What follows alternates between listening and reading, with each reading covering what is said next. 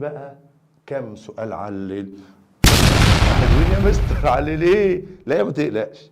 اول حاجه الذره متعادله، لسه قايلين الذره متعادله. هي الذره فيها مين موجب؟ بروتون. الذره فيها مين سالب؟ الكترون، صح؟ طالما متعادل يبقى لان عدد البروتونات الموجبه يساوي عدد الالكترونات السالبه.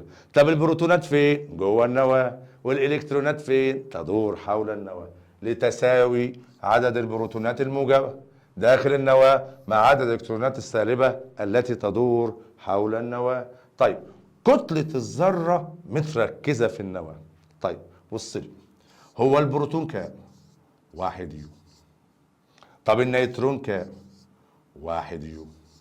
طب الالكترون كام؟ 1 على 1836 يوم. طب دولت كام؟ دولت فين؟ في النواة.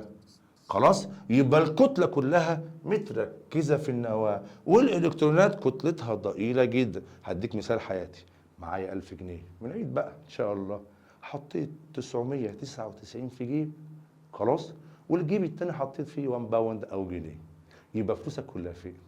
يا مستر كلها في ايه؟ في ال 999. يبقى كتلة الفلوس او كل فلوسك في الجيب ده. طب الجيب التاني فيه فلوس بس ضئيل جدا، صح؟ نفس القصة، كتلة الذرة متركزة في النواة عشان فيها بروتونات اللي هي الواحدة فيها بيو، ونيوترونات الواحدة فيها بيو. خلاص؟ طيب النواة موجبة الشحنة. طيب ليه يا مستر النواة موجبة الشحنة؟